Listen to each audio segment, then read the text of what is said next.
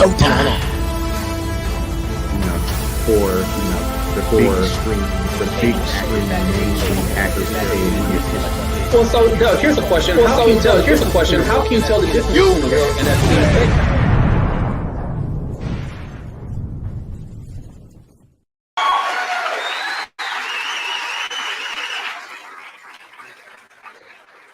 Welcome to the Tech School Podcast powered by DSDT. Josh. Crypto Los is in the house. Oh, Crypto Los is in the house once again. Welcome back.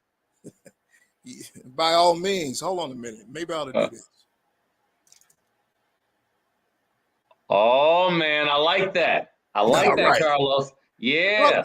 Do I look like crypto-ish or do I look like a Blues Brother number 3? Blues Brother number 3. Do we have another option? No. I better put back these readers on so I can see what we're doing here today. Hey, welcome back. We had to take a week off, but we are back with the Tech School Podcast for sure. How's it going, Carlos? I'm here. I am here, right? For those that don't know, I was gone to Alaska for the past week, 10 days to be exactly. And just to let you all know, if you ever thought about going to Alaska, make sure that you go at a time when it's your season. And what do I mean by that? I mean the season that you prefer. See, me, I'm an Arkansas baby, born and raised in the South. That means that it's hot. It's hot, right? My birthday is November 22nd. And I think when my mom had me on that day, it was 95 degrees outside. I'm just saying. Right? And so, Josh, Alaska is cold. It's cold right now in June? Cold. I'm talking like at one point it was 48 degrees. Oh, my goodness. 48 degrees. And so the trick that was told to Carlos was that, oh, don't worry about it. It's warm in Alaska. You know, this is what my wife and my in-laws were saying. And so I packed up, a luggage full of shorts, and I'm just going to be lounging on the deck of the cruise. And, I'm really going to be doing my Crypto Los, right? Yes. Well, lo and behold, I get there. I don't have a winter jacket, and I got all these shorts. Well, I'm just here to tell you. So you're doing shopping. Yeah, I had to. One of the first stops we made, I had to get me a jacket. Well, a coat. Yeah. I had to get me a coat and a couple pair of pants because, for 7 days, I only took a few pair. So all in all, though, I made it through it. Yeah, made it work for sure. Yeah. I made it work. But again, it was cold. So I got the experience. Definitely probably one in a lifetime situations. It's not something that I favor. Made a few stops throughout Canada. One last stop in British Columbia, Victoria's Way, which was really nice. Reminded me of Washington, D.C. Outside of that, though, not my thing. Not my thing. The next time I go anywhere that starts with a C, besides Canada, it will be Costa Rica, it will be the Caribbeans, it will be you name it, any other place but that. How about the Cayman Islands? I like that too. Anybody's off that can work. Because the question I have is, does it ever get warm in Alaska? See, now, and I'll be honest, there was one stop we made in Juneau, and Juneau was actually pretty warm. I mean, that particular day, it had to be near 70. So I was able to break out one of the pair of shorts, one of the 15 pair. I'm going to wear a pair of shorts while I'm in Alaska. Well, I'm just saying it was. And I'll tell you another thing that was kind of remarkable to me. So I'm used to getting up, those that know me, I stay up pretty late at night doing whatever, sometimes into the wee hours of the morning. So it was kind of, striking to me that at 3:30 in the morning, the sun was coming up. By 5 o'clock in the morning, it's like 12 o'clock in the afternoon in Detroit. Sun goes down at like 10:30 at night. And I thought that was like, wow, it's It's Wait like, a minute. The sun doesn't set until after 10 p.m. in Alaska? listen, and from what I understand, it actually there's one period when it doesn't set at all. So the sun is out for like 24 hours. Can you imagine Ooh, that? I've heard about that, and I'm glad you brought that up. I was going to get around to asking you that at some point. So that's a fact? Yeah, actually is a fact. It's a fact. Was I there to see it? No. No, I want to get out of there before the sun is up. Maybe then, no, long. Maybe that's the time when it's the warmest. You know, When it's daylight 24/7. when the And sun. did anyone ask? Oh, because yeah, it's warmer during the day versus in the evening. Yeah, that makes sense. It's warm 24/7. Wow. Did anyone give you an idea of like when that is during the year and for how long it lasts? No, man. Listen, Okay. no, they did All not. I went on this one excursion, and the guy was saying that, it doesn't really snow a lot around here, but today it's not raining, so that's different for us. They're so used to rain in the portion. I was in Sitka, Alaska, and so that was different. So I take it that there's a lot of rain in certain parts and maybe snow, maybe in the northern part. I mean, just to be honest, right? I am the guy who goes, I mean, if I was going to Africa, maybe I was looking for elephants, zebras, and giraffes. I'm in Alaska. Now, maybe you guys can help me out, but I was looking for Eskimos, penguins, and polar bears, and I didn't see not one of them. So maybe I was in the wrong neighborhood. I don't know. I'm just saying that that's what I was looking for. One and done, huh? Yeah. Okay. Yeah, I saw none of the above. No whales, no otters, I didn't see anything that you would associate with a northern. How about the food? How about the restaurants? The food? Well, that's just let's just say it. I'm on this weight watching Kick right now because that was definitely the high point of the trip. A lot of eating, of eating, absolutely. So, for all in all, though, if you've ever thought about going to Alaska, just make sure that that's your thing, and it is the time of season that you want to visit. All right. Okay. Good to know. Okay, so give us an update, Carlos. I'm working remotely today. You're doing some renovations at the school. It's getting even better. It's going to be more decked out with the podcast as we move further along. What's going on at DSDT? Well, we are in the process. One of the biggest changes we're making is and we've been talking about this for a while now. So we have got our final approval from the state in regards to changing what used to be the film production course into what will ultimately be the digital marketing professional. Now, some of you guys may ask, well, why that particular course to start? Well, for one, it's one of the, if not the program, the program that our employers are asking for. All right. So one thing about what we're into doing, DSDT is a vocational trade school of sorts. And so we're not only tasked with training individuals, but we also have to place those individuals in employment opportunities. Every student that enrolls at DSDT, ultimately, our job is to ensure that you get a job.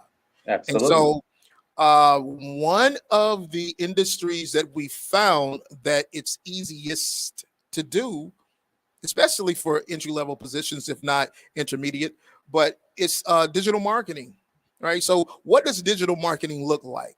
Well, it looks like your social media managers, right? It looks like, those who are creatives, those who are particularly content creators. I have spent probably the last 3 years trying to figure out what we were going to do on the heels of not having the film production program. Film production was in a heyday when the city of Detroit had incentives, or better yet, the state of Michigan had incentives to produce all these films, Transformers. Yeah. Right. And all of a sudden, 2015, we had our approval in 2014. In 2015, the governor came up and decided, hey, listen, you know what, guys, all those incentives and those tax breaks that you were getting to come to Michigan to shoot all these multi-million-dollar projects, we're going to cancel those. And all of a sudden, DSDT was stuck in the middle of it. We are a training institution for film production. And so we've been going through a identity crisis of sorts. And that identity crisis being that, and I've often said this, one of the greatest things about the city of Detroit, if not anywhere else, is that creatives don't get enough credit, right? They're not the ones that are counted, you know, in the job numbers. And when I say that, it means that I can tell you definitively what the forecast is looking like for someone who gets cybersecurity training. So for someone who's looking for an entry-level networking engineer position, but because of your platforms like Upwork and, you know, all these various freelance opportunities, it's hard to determine those numbers for the creatives. And so for us, I've been trying to find a way specifically to get these individuals trained, to get them the funding dollars that they are so in need of, and so that we can also get them placed. And so employers are saying that, listen, we need individuals who understand content creation. We need individuals who understand not just how to post a Facebook post for us, but also how to actually create ad campaigns. What's the difference between a WordPress site and even how to go into the back end and set it up, and also a landing page? You know, I'll give you one, you know, and I've said this in the past, but creative writing. I think that that's a lost art that we need to get back to as well. And remember, I'm the guy that dropped out of college, and I'll be the first one to tell you that English wasn't my favorite language. Is it a language? I'm just saying it. I think it is a language, right?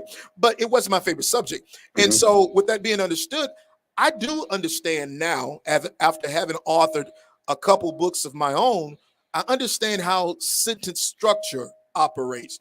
And the one thing that I can say definitively to a lot of individuals that I've met in this realm is that some of y'all need to get that under wraps. Right? Yes, grammar is essential. I'm just saying, you cannot write an entire paragraph of 12 lines without putting a period somewhere. I'm just saying.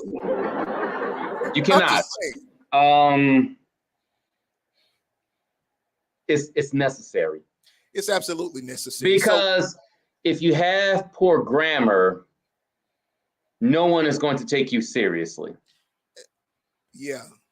I don't know. I mean, well, it depends on the position, and a tech job falls under that realm. Yeah. Now, is the core your enunciation, your grammar? Probably not, but you have to have some kind of foundation. You have to know the English language. Yeah. You know, I have this thing. I say, if you understand reading, then you understand writing. Absolutely. Right? If you understand the concept of reading and comprehending what you're reading, then you should be able to communicate that in your writing, right? So it's not necessarily that you're going to be writing for yourself. You're talking about writing for the brand, the identity of your employer, or even your own business idea. How do you want your message to be communicated? You want to communicate it effectively as possible, and you want to make sure that individuals, you know, and okay, so let me back up just a shade now. Okay. And I get it. Your demographic of individual may not speak the King's language. I get it, and I respect it. And that's not necessarily needed. It's not. But I can guarantee you that should you decide that you want to get an SBA loan, you decide that you want to go to the bank and you want to take them up on some of the grant opportunities that are coming to wherever your region is, then you better make sure that you understand how to write a business plan using as much of the King's language as possible. Absolutely. 100%. So it gives a perception. Absolutely. Now there you go with that word. That's that word, right? Perception. It's not about what you perceive. It's about what others are going to perceive about you.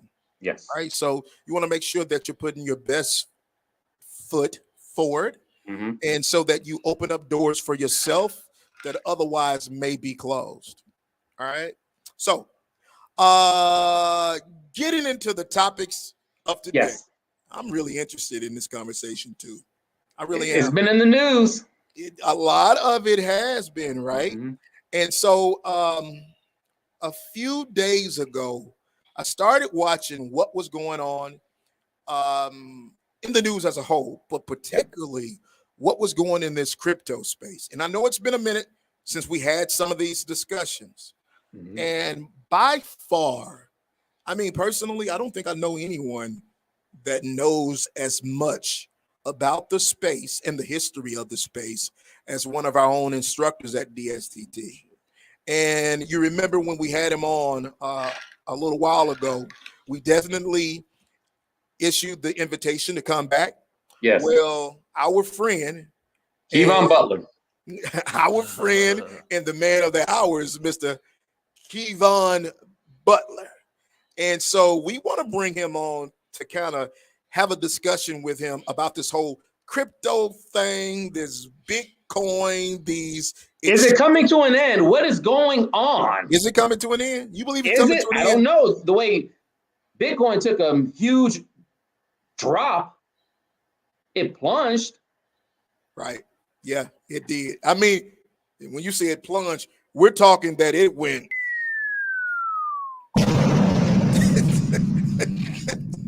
You know what I'm saying? So without further ado, why don't we bring on our man of the hour, Mr. Kevon Butler. What's going on? How's it going? Good afternoon, Kevon. How are you? I'm all right. How are you? Doing well. Welcome back. Thank you. Thank you. Glad to be back. Absolutely.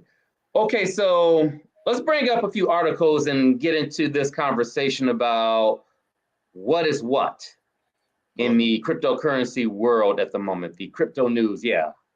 It's a lot of crypto news happening right now. I want to stay up. You read my mind, Carlos. Thank you. Let's start with Bitcoin. How it fell below 23,000 as crypto meltdown continues. What is happening? I mean, in my opinion, like me and Carlos had a conversation yesterday. It's like trimming the fat right now. Like every market has had some sort of like correction at some point in time. The difference is that the other markets, they actually had like a Federal Reserve that can come in, bail them out, give them more money to kind of stay afloat and bring things up to par and kind of stop the hemorrhaging. But the difference is Bitcoin and the crypto markets don't have that. Okay, so let's go back in time a little bit. Recession. We hope we don't see a recession, but there has been conversations about a potential recession. This isn't the auto industry where the administration can come in and give it a jolt. Exactly. Crypto is going to be what it's going to be, and that's it. What do you mean though when you say that, you know, they can't come in and give it a jolt? Well, because the Obama administration bailed out the auto industry, right, by providing fund, by bailing the auto industry out. Right. According to what Kevon just alluded to, you can't do that with cryptocurrency. There's no way the country, society as a whole can give cryptocurrency any kind of backing to stabilize the situation. But why can't you though? Right? Why can't Biden would rather keep sending money over to the Ukraine? You're not gonna send no money in crypto markets. That's not his thing. How dare we make those statements? How dare we, right? Because at the end of the day, right, we're talking about industries that are too big to fail, right? So that was the reason why we had to pour money into the auto industry. That's why we tried to save Lehman Brothers, the banking systems. And so we're talking at the end of the day, an industry that's lost over $240 billion at one point, you know, it continues to lose. So how do we justify thinking that the government is just sitting on the sideline saying, let everybody lose all these trillions of dollars at some point, and it's justifiable? I mean, the main ones that's in it. they making it drop. I mean, you got to think when Bitcoin was expensive, you had analysts that was like screaming, you know, it would cost even more, 100,000. They was throwing out different price targets, and then it started to fall. You know, you had whales that came in, they were selling to make a profit. You know, those who bought from those whales were those who believed in the paid analysts about growth. Bitcoin kept falling and falling. Now, you know, it's fear overtook those who bought, and they also began to sell. But the thing is, you got people in the markets that's they're not really educated into how investing even works overall. So, I mean, it's just creating a fear. It's all a panic. I mean, you got different networks falling. You got the Terra markets falling. You got Celsius network. Celsius actually is one of the biggest crypto lenders out there. They're failing. You got a lot of stuff failing right now, but it's mainly just like people pulling the plug and they're trying to like kind of ease back in slowly but surely. So, I mean, if you believe in cryptocurrency in the long term, if you believe in Bitcoin, if you believe in Ethereum, just buy it and hold it. You wouldn't sell Amazon because it dumped overnight. I mean, you know, you wouldn't sell some of these companies. So have that same kind of thing and just, you know, focus more so on the education side of it, actually educating yourself into investing and how to properly do it the right way. Okay, so when I'm looking at these exchanges, right, and Bitcoin as of right now, it's saying that it's trading at roughly 22K, right? Yeah. I happen to remember, I think at as high as that I recollect, and I know you've been doing this quite a long time, it was up like near 42, 43 for a while. Yeah. You know, that's like 69, 67. Yeah. So when I'm seeing that it's fallen over a half, where do you ultimately think that this thing bottoms out? That's the part I mean, people can look. You got people that look at charts and they say, oh, Bitcoin's bottom is this, Bitcoin's bottom is that. The truth is, I mean, there's no way to really put a stamp on it exactly where it's going to fall to. You can put a guesstimation, like most people knew it was going to fall to 20.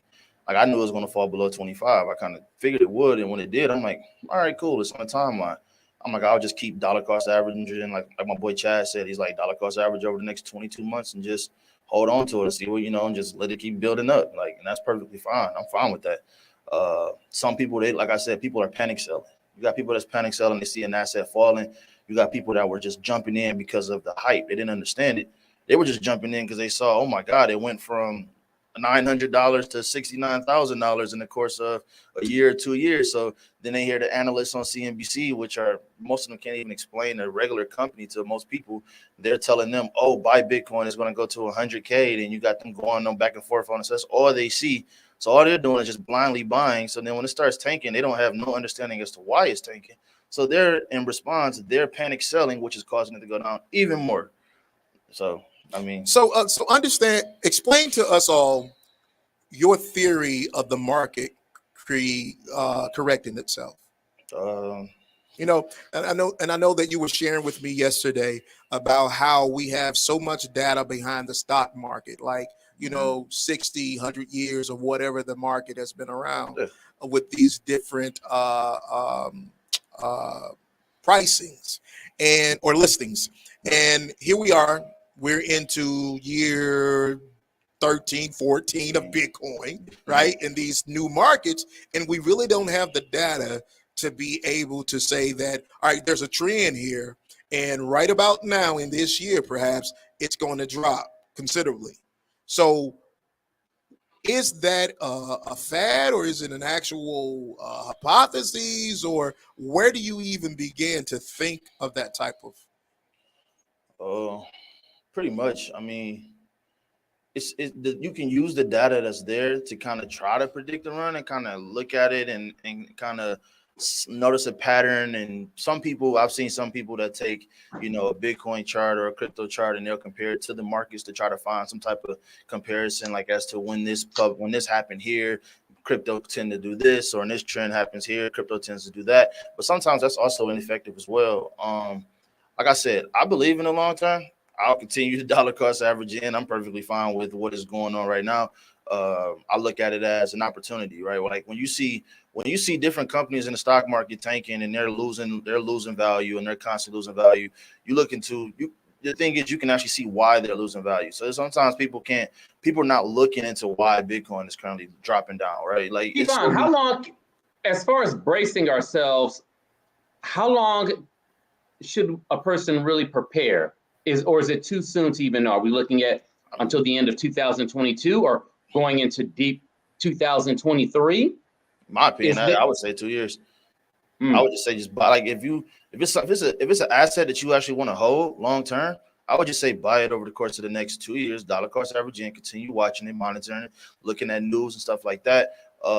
Stay off of Coinbase. Do not buy off of Coinbase. Do not be buying off all these centralized platforms because they can just turn your money on and off whenever they want. Like you look at Coinbase, they slow down the liquidity of you being able to sell certain cryptocurrencies or transfer them out. You look at Celsius, they did the same thing. What is a universal source purchase? Oh man, universal source purchase. I'm familiar with it, but so here's my thing, right? So Coinbase Sorry, I today, didn't mean to put you on the spot. yeah, absolutely. No, you threw me off. Hold on, what? And that's for Josh. No, you good. You good. I was just like, this is like last. I'm like, hold on, wait a minute. So I noticed today there was a report that Coinbase was laying off about 18% of its full-time workforce. And having been at the level that they have for a while now, is that relatively speaking of recession? You know? Yeah, I never liked Coinbase. Personally, I never liked it. I never believed in it as a company. I thought they went public and they should not have went public. They were riding a wave and they purposely benefited from that wave, and now they're suffering the consequences. Like, why does a company like Coinbase have 5,000 employees? Why? What do you need 5,000 employees for? What are you doing over there? They're not doing anything innovative. There's no innovation coming out of there. All they are is a freaking middleman that's holding your assets, and they make no, like, it's pointless. Like, in my opinion, but that's just my personal stock opinion on it. Like, I hate Coinbase. I never like. Sounds like I like right? FTX. Yeah. I like other platforms. More so like KuCoin. I believe in decentralization. I don't believe that my money should be turned on, turned off. I don't believe that they should have that much power to be able to say your assets are frozen. You can't take it. That's cold. That's cold. It's crazy. Yeah. Because as of right now, a lot of these exchanges are freezing coins. Yeah. They're freezing. You can't even swap Bitcoin out as of you have no control over your money. And it's similar to the Robinhood effect. Like Robinhood did the same thing when everybody was going crazy with GameStop, crazy on the stuff. They couldn't control the volume. Like people was making too much money too fast, and it was ultimately making them fail because they were kicking out way too much money off of basically a meme trade and momentum trades. But I mean, Coinbase, I don't know. I don't care for it. I never did. You know, and I'm sitting here looking at you as if it sounds to me akin to banking practices, you know, and it sounds like when there's a run on the bank, everything's halted. You know, there's long lines. Individuals aren't allowed to come in and get their money. And at the end of the day, it's just, you know, how do we save ourselves from the ultimate demise? Right. And the more and more I hear the explanations of what's happening with crypto and within the industry, the more and more I hear regulation. That's what they want. That's why they got the US dollar token, USDC. They got all them other ones. That's what they want ultimately. That's why, I mean, the conspiracy theory in me makes me feel like full transparency. Like I trade stocks and options. I'm a part of a community called Stock Shark. So like we analyze, we understand data in a different way than most people do. So I mean, the conspiracy theorist in me, or the person that actually like looks at the data, I see a lot of big buys, and those big buys aren't regular people.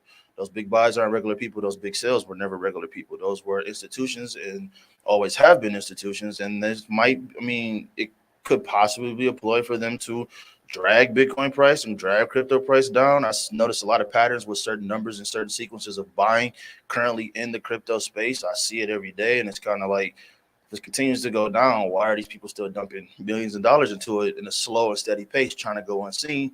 You know, that's just them trying to like pretty much sink their claws into something they can never control. Now they want to control it, so now they're trying to figure out a way to do it. And Kevon, give us an idea of what government regulation over cryptocurrency could look like. It's gonna look like the stock market. You're gonna have to do KYC everywhere. You're gonna have to, like, everything is gonna be reported. Taxes, you're gonna have to, like, it's gonna be just like the stock market all over again. Honestly, this is gonna be a repeat stock market. The difference is it's gonna be a digital asset. Well, shit, stock market is a digital asset. You don't Yeah. technically own, like, so it's all the same. Like, honestly, it's just cryptocurrency now. You just slap another name on the stock market type company, and you're able to say, we regulate this now. We have certain rules in place. We have interest rates in place. We have all these different things in place that's going to affect this market directly. So then at that point, once they pass that, you're going to have people separate. You're going to separate from the actual decentralized places and the actual centralized places. Because the centralized places, which are most commonly are going to be operating inside of the U.S., those are the ones that's operating outside of the U.S. that want U.S. funding or stuff like that. They're going to have to comply to their rules, laws, and regulations in order to basically appease to the masses and get it out to everyone else. It feels to me like this is perhaps a birthing pain, right? And when I say birthing pain, I mean that. See, I'm old enough. I'm just saying, right? I'm old enough to remember before an internet, right? I remember the first web 1.0, in which you had companies that was companies you don't even hear of anymore, that don't exist, right? And there was a bubble in which a lot of these were depleted. And it sounds as if the crypto market right now, the coins, the projects, a lot of them are going through the same thing that we had with the web 1.0 back in the mid 90s. And do you guys see that as like kind of into that as well? I mean, yeah, you got to think it's so many different derivative projects built off of these blockchains. So there's so many different projects that's built off of, Ethereum. You got a ton of cryptocurrency that's spun off of it, kind of draining the liquidity there in different ways. So I mean, at the end of the day, you got a lot of stuff, like even NFT markets, you got a lot of rug pulls. I mean, it's a lot, man. It's a lot of stuff to kind of factor in. And at the end of the day, only a few will remain, like everyone's talking about like how Ethereum, you can still build, you could do this, you could do that. But like really, like the only projects that really was like NFT project wise, only ones that were really like pumping on those spaces were pretty much having institutional backing, which is also more people that the government can place in and say, hey, invest in this and do that. Like, look at Bored Ape Yacht Club. They're one of the biggest on Ethereum, and they have a ton of institutions behind it and a $30 million marketing budget. Mm-hmm. So it's not regular people. But if I lose, okay, so help me understand this, right? If I am a VC and I like whatever the project is that you have, and I'm willing to invest, say, hypothetically, $50 million, right? Yeah. And within a week, part of your project is already diminished by 3/4.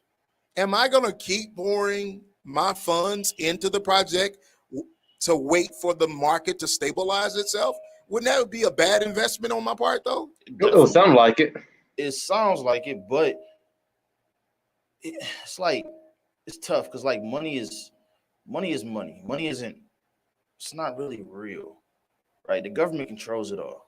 So if you got funding from an institution if you got an institution that was funded by the government, all they did was press a button and say, hey, you have this much money available. So, I mean, at that point then, it's like, are you really losing money? Hold on now. Hold on. Wait a minute. What are we doing, Carlos? What are you telling me? Are you telling me that this stuff right here is not real? What are you telling us? I mean, you got to think, right? When you're an institution, you're not handing someone $50 million in cash.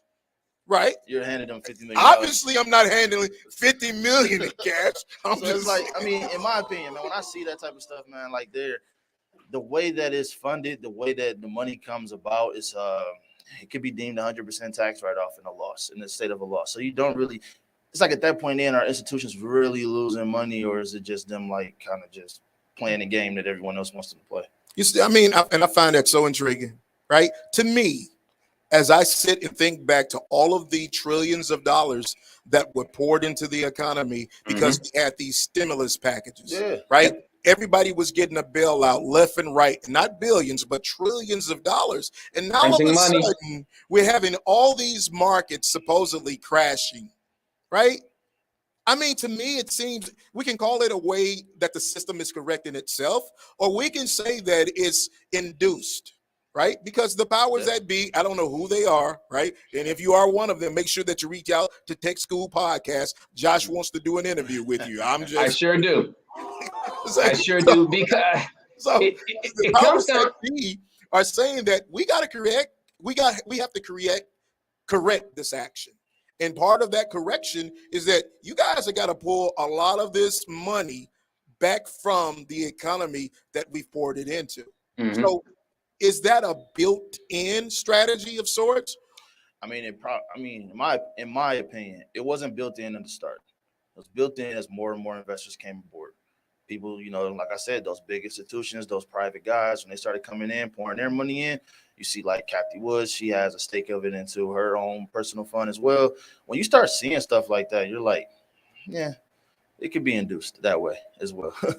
Like you start, it's like a rogue agent. You just start slowly putting people into it. You just like kind of give them lines of credit to let them go ahead and purchase this cryptocurrency and take a large stake of it.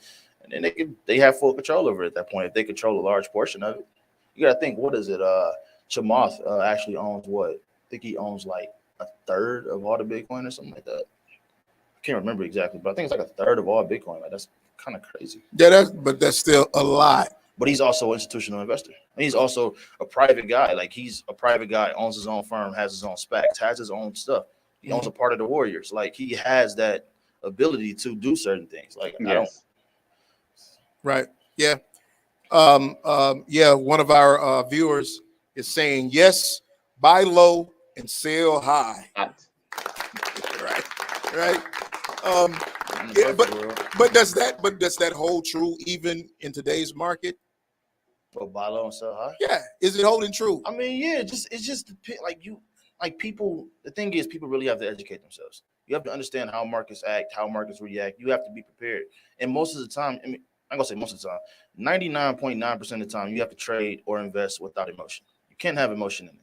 When you have emotion in it, you create panic selling. You see a dip, you just sell it. Like it's ways that you can offset certain things. It's ways that you can offset certain losses. It's ways that you can benefit from it all.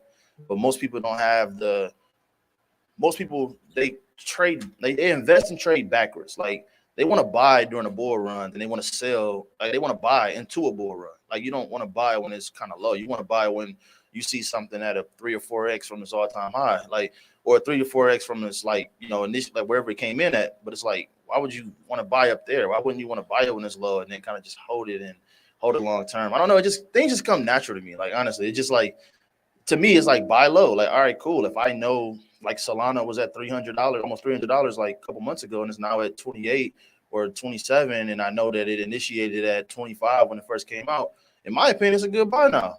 If I might want to start buying now and start slowly rolling into it over time and just dollar cost average over the next, 10, 12, 20 months, 30 months or whatever, as it corrects itself, I'm okay with that. Okay, so for the person that doesn't quite understand, when you say a bull run, right? What do you mean by a bull run? So a bull run is just like stocks just going up, just continue to going up. Things, the whole market, like the whole time when Trump was the president, it was a bull market pretty much for the most part. It was like 90% a bull market. Mm-hmm. Like after his last like maybe 2 years, that was like a 90% bull market. Like a baby could have made money in the stock market. Mm-hmm. Didn't take much knowledge, but that's the thing. Now you actually have to have some type of skill set. You have to have some type of knowledge, some type of expertise inside of this area. You have to do some type of studying, understanding of something or some sort to actually make money now. And now it's like nobody wants to do the hard work. Okay. Yeah. Josh? Yeah. Is he talking to us? Yeah. Tell me, it sounds like the bottom line is you print money, you shrink the value of the dollar, that causes inflation, along with everything else that's going on. The goal for the government, according to what Kevon has alluded to, is government regulation to make it like the stock market, because up until now, cryptocurrency has been pretty much tax-free money. Yeah. So trying to put a hamper on that. Could that help the economy, though? It's a damper. Wait. I'm playing devil's advocate here a little bit. Listen, not only can it help the economy, but can it help our money? I don't know Can about it you get the guys. value of the Listen. dollar back up? Listen, or is it making a transition from the dollar into something else? I don't know about you guys, and I don't live in California, but today I just put gas in my truck, and It's been about $1.20. Mine was $6.39. $6.39. You pay $6.39. $6.39. Well, of course, I gotta have premium. Oh yeah. You know, Yeah. I gotta have You premium. have to? Just got the truck out the shop. I'm just saying. Do you have to have premium? I have to have premium. At least that's what they told me, and they must knew that we were going to get into this. Well, it's not a bull run, so what is it? Is it a bear crawl? It's a bear market. It's a bear market. So It's a bear market. they must knew that we were going to go through this, because right now even Carlos is saying, "Wait a minute, now, dog. Wait a minute. I spent $100 in gas and I don't get even a half a tank. You know No. What is going on? Yeah. Does crypto affect any of these everyday items that we are in need? Food. I heard a report the other day that someone said that potentially my chicken wings could get up to $25. That's because of Joe Biden's inflation, though. Oh, no. Say it's not so. It's because of inflation. That's not. I mean, inflation. I mean, when you're a country that relies on other countries for most assets, it's good to kind of, or most things that your country kind of thrives off of. It's kind of easy to just say, "Oh, this is the reason why." Listen, can you explain this? And I'm sorry, I got to ask you this. Hmm? Please tell me what country is responsible for chicken wings? I mean, if you leave it to Biden, he blames Russia for everything. So Russia? Biden blames Russia for everything. If you ask Biden, why is it? I've never heard about good chicken wings in Russia. Russia. He said Russia is responsible for chicken wings. I thought they came from the country No, of Kentucky. The country of Kentucky. The country. Kentucky Fried. Kentucky Fried Chicken. Oh man. But no, I'm just saying, like, according to Biden, though, everything is due to that. Like, everything is due to Russia. The reason why the economy is out, that's just the politically correct answer from your Democratic Party leader, Joe Biden. Yeah. They're saying they're blaming everything on Russia. I mean, we know it's not, but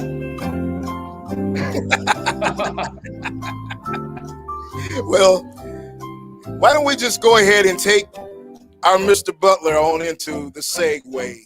We do definitely want to go ahead and take a moment to pay some bills right now from our sponsor of DSDT. So if you guys would give us 1 second, we will be right back after this message. Ladies and gentlemen, I'm Josh. I'm Carlos, better known as Crypto Los. This is the Tech School podcast powered by DSDT. I just made up Crypto Los in case you didn't. And that's exactly what this is. It's a great season. Season 4, we're back in the building, side by side. If you haven't checked out the podcast, make sure that you go to it wherever you get your podcast from. But in the meantime, see ya. Hello, I'm Jason Stemmer. I served 5 years as a combat engineer in the United States Army. In the summer of 2019, I joined DSDT to learn advancing technologies in computer support, networking, cybersecurity, many valuable tools in digital media. DSDT is partnered with a lot of veteran-friendly employers, and with the help of DSDT's job placement assistance, I was able to quickly begin work in the IT field. I'm very pleased with this direction, as there is unlimited potential in the technology field, with no signs of growth or demand ever slowing. So come in for a visit, take a tour, and schedule a meeting with an advisor. DSDT really changed my life for the better, and it can change yours.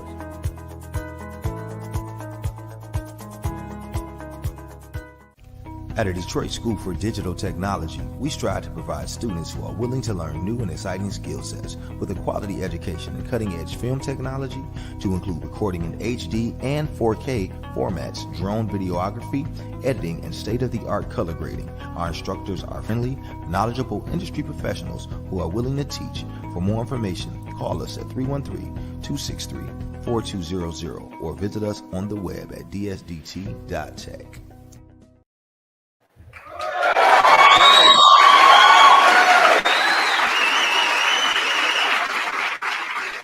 A lot of good information, gentlemen. A lot of good information. Absolutely. It sounds like we're in for another roller coaster. And so therein, I asked your prediction. Where does this thing bottom out? What is your heart of heart telling you? I mean, in my opinion, right? I'm not. It's certain cryptocurrencies that I'm buying. I'm only gonna buy Bitcoin. Probably gonna buy some Solana. Not really messing with Ethereum too much. It's too much going on over there with different updates and stuff that they have to process through to kind of fix those gas fees and get things kind of under control there. But I see Bitcoin kind of topping out, around 16, 17,000. That's kind of like a point that I'm looking at. I'm not saying that it's going to hit that, but that's where I would like to see it go. And if it does go there, I'm still buying. You got some people that saying like, it's going to get down to 10% of its original high value. So its original high value was 69,000. So some people are saying that it can hit as low as 6,900. I don't really believe that. I could see 17, maybe 15 if you really want to like kind of stretch it. But I mean, me personally, I'm a buyer at these levels. Like I'm just dollar cost averaging in over time. So I have nothing but time. So I'm okay with that. So do you kind of treating it like the stock market in a sense? Exactly. Same way. Like, man, it take you like $50, $100, whatever you can do a month or a week or every 2 weeks or whatever. If you want to take a percentage of your paycheck, take it, invest it. Like it's all an investment long term. So like you would do the same thing in the market, you could take the same thing in the crypto markets. All right. So Right on. do you believe at the end of the day that do you believe? Right. So do you believe that Terra or Luna was perhaps the whole start of this downfall? Terra, I mean, I kind of blame Terra and Celsius. Those probably be my two. But yeah, Terra, man, that was just bad all around. Like that founder cashed out like what, 80 million or what was it, 80 million a week or something like that until he was sending it to different cryptocurrency wallets. Mm-hmm. And he ultimately was just like cashing out slowly, then threw out like a Terra 2.0 and was like, hey, you guys, I'm going to do a free airdrop. I'm correcting all the issues, but it's like the damage is pretty much done. Terra just looks like a pretty strategic Ponzi scheme at that point. Right. But like I said, those are like the bad apples that kind of give cryptocurrency a bad name, because like Terra came in saying that they were like a freaking like something to kind of float with the dollar, a little bit. And it's like, all right, cool. It's like a stable coin, as they would say, but man, there was nothing stable about that crash. That crash was manufactured. So here's a random question I have. As far as currency, are we potentially in the midst of seeing a transformation of the dollar into something else? That's powerful. I mean, that's the way they want it to be. Big business. I was reading the comments. My bad. Yeah, no, go for it. Go for it. Pop up on the screen. Yeah. George Caceres says Hamilton made the deal to have big business invest into the American system so that they could not just exploit and leave. Crypto investors not here, but to a mysterious place. If rich or the rich are not tied to the same boat as us, then they can sell away, for their allegiance is not here.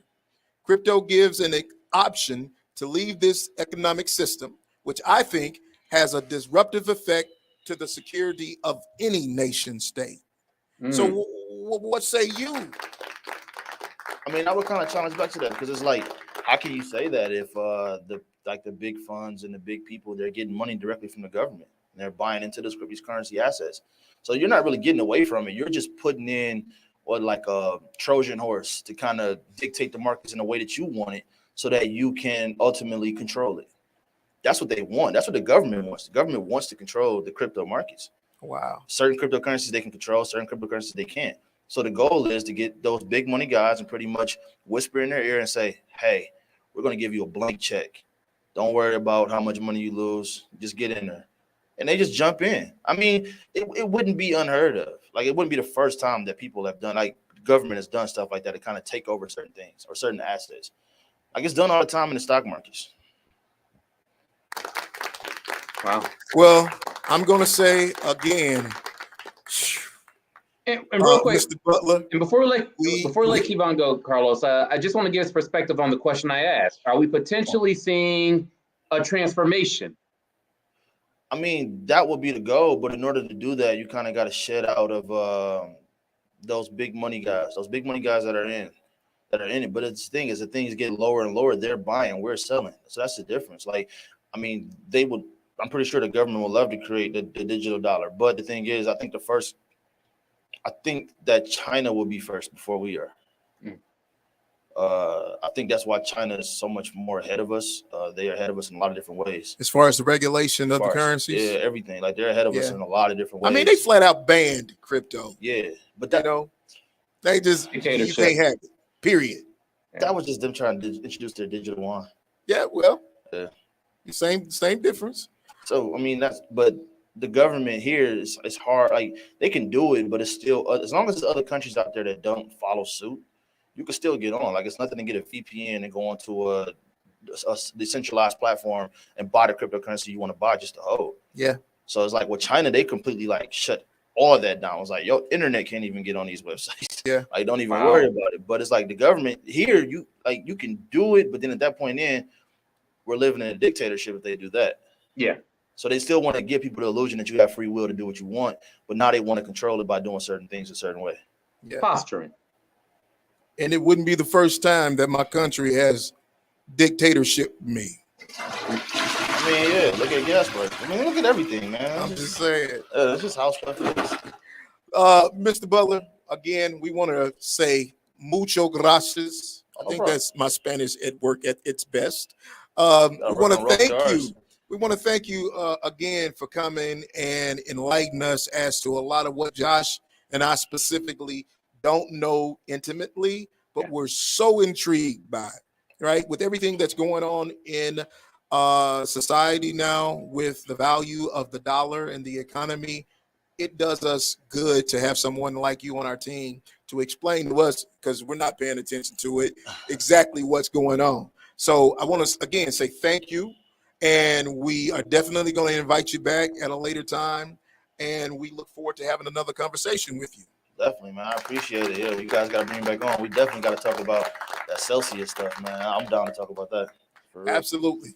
It will be on a future episode. All right. Thank you, sir. All right. Thank you. All right, Josh. Hey, a wealth of knowledge right there. Yeah, man. I don't even know how they find time to even keep up on all this stuff. You know what I'm saying? Someone has to. Exactly, right? I guess someone has to. I guess they got time to do that, because I'm still stuck on trying to figure out what's the next chapter or the next phase of what we doing around here. But anyways, with all that being said, why don't we take a moment to welcome on our student guest? Her name is Kayla Stockfish. Kayla's been sitting back in the back, and we definitely want to have a conversation with Kayla. Kayla, how are you? Hello, happy Tuesday. Happy Tuesday, Kayla. Hold on now. Is it Tuesday? It is. Okay. Yeah, it is. Time flies. It's already the half of the month is gone already, or half the year and this month. No kidding. You're spot on right there, Kayla. But it is amazing how much time does fly. Absolutely. Well, Kayla, let's get into more about you. Talk about your connection with DSDT.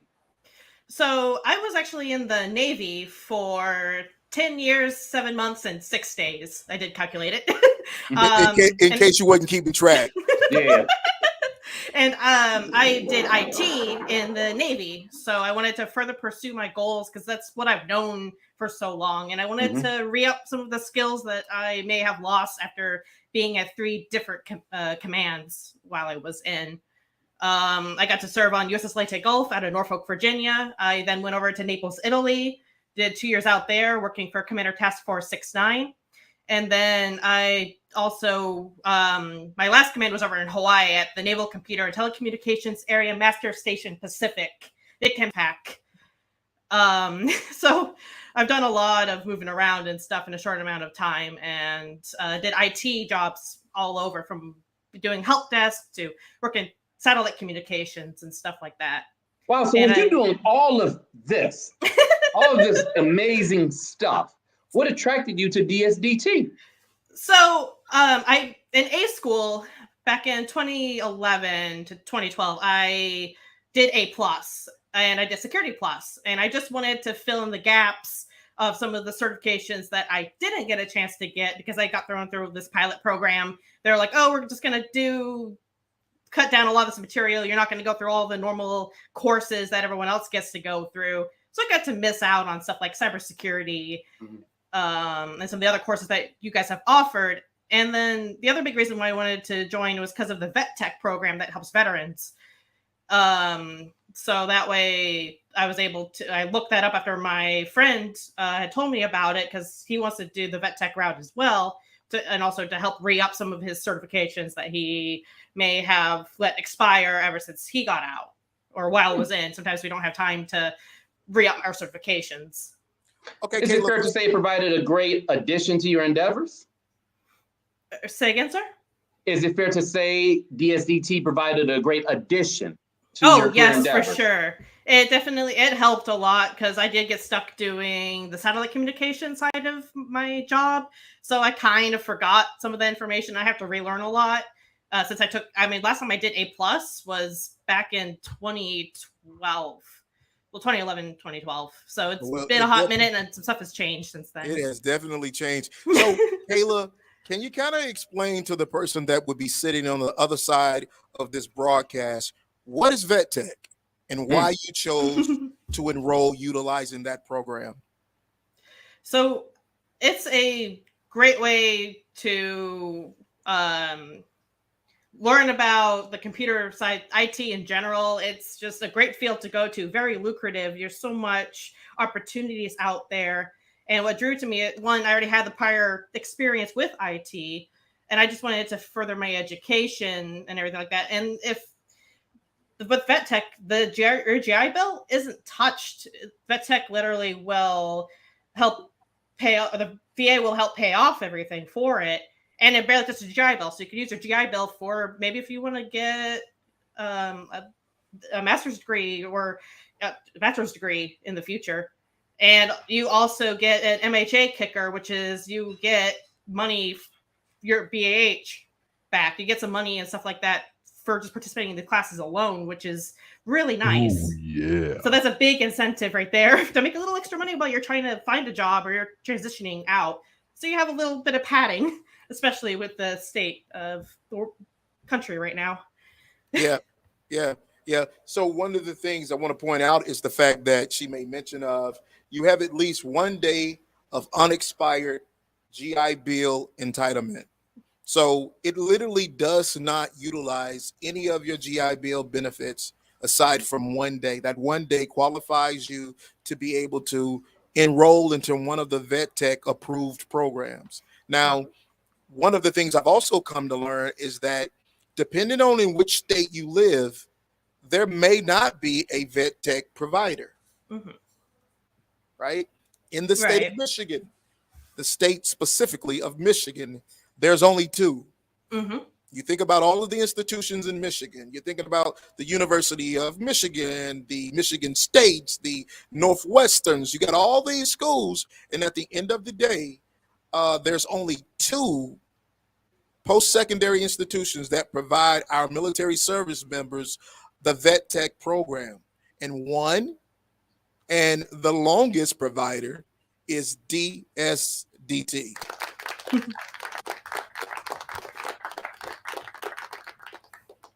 So I'm just saying, you chose the winner. Oh, yes.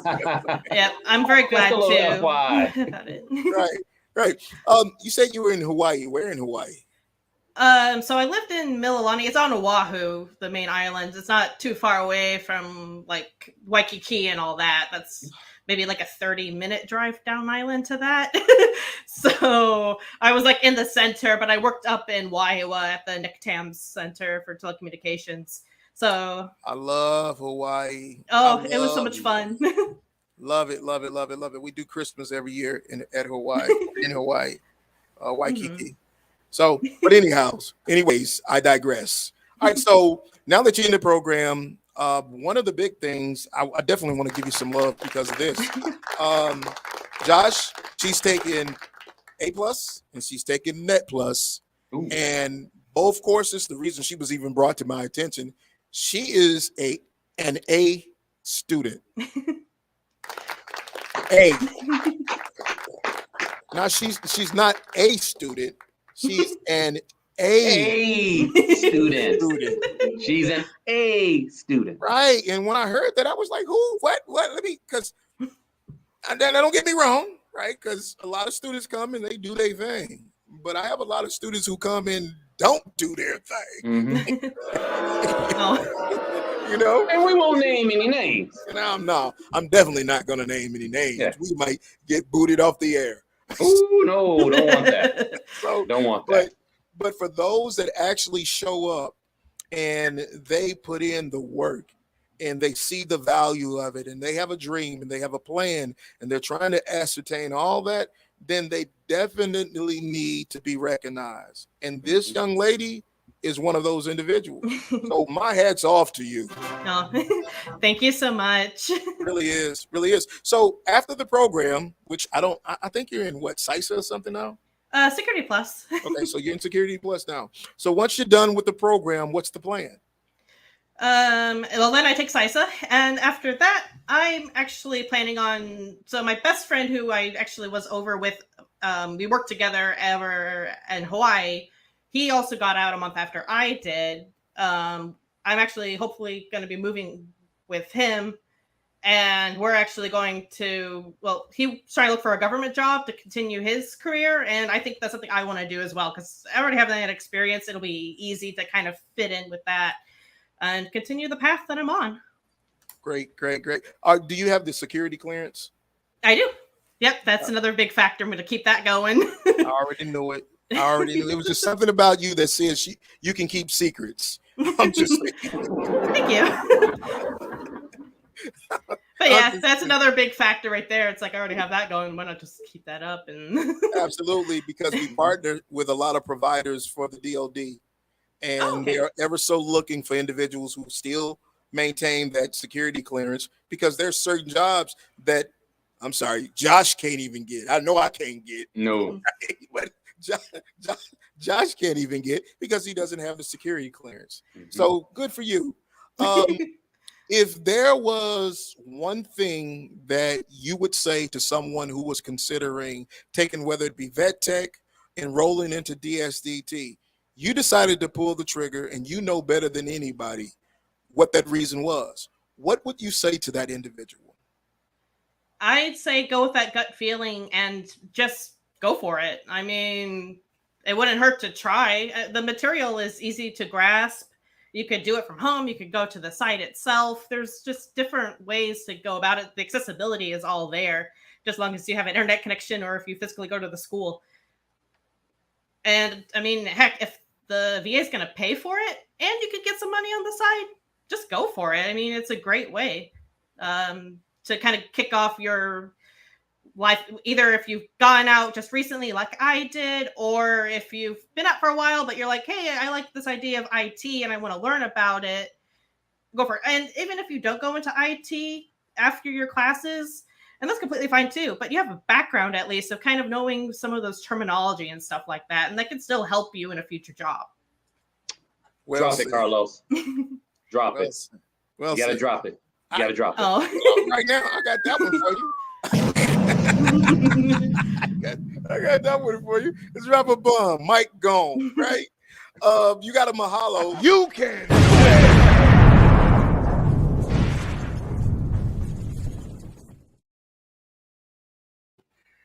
Man, Mahalo to you too. Mahalo from George, right? Mahalo for your service and congratulations, right? You are definitely doing it. You are a winner. I don't care what nobody says, and I'm sure that everybody's going to say something. And I definitely would say everybody can do it, but guess what? Everybody can't do it. They can't do it. And you are by far a individual that I'm so proud to have come to DSDT. You are the reason that we even created it. We had you in mind before you got here, and I wish you all the success in your life endeavors. I really do. Thank you. Yes, Thank you Kayla. very much, sir. Thank you. And you don't have to call me sir. Oh, force of habit. I've been doing it since I was young anyway. You don't have to call me sir. Call Josh sir. I'm just saying. I don't know if I'm a sir either. All right. Kayla, thank you. We Thank you, definitely Kayla. appreciate you. And we look forward to the report of you completing with straight A's. If you do, we're going to give you student of the month by far. I promise you. I'm working towards it. All right. Take care. Take care. You too, Kayla. Take care. Wow. All right, my friend. Inspiration and knowledge, all in one episode. Absolutely. Today was definitely a great episode. I am appreciative of what we're doing.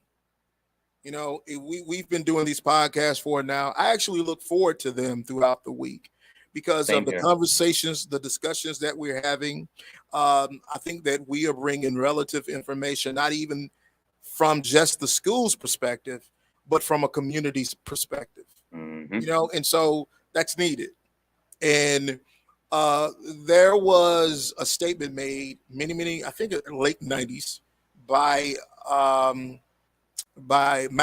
Bill Gates. And Bill Gates, he was the one who coined the phrase, content is king.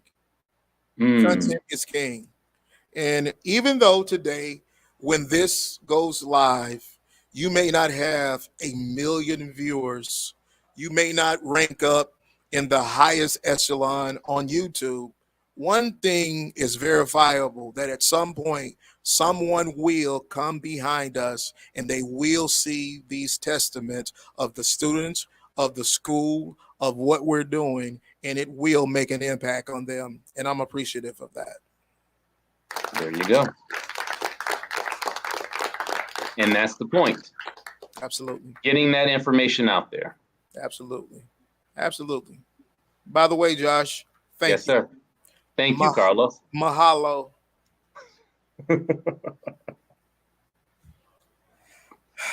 Oh, man. So another episode done. More knowledge out there. We will be back next week. Carlos, I'll be back in the studio, correct? That is absolutely correct. Okay. We can't wait to have you back. Hey, looking forward, my man. Looking forward. All right. In the meantime, that will do it for the Tech School Podcast powered by DSDT. See ya.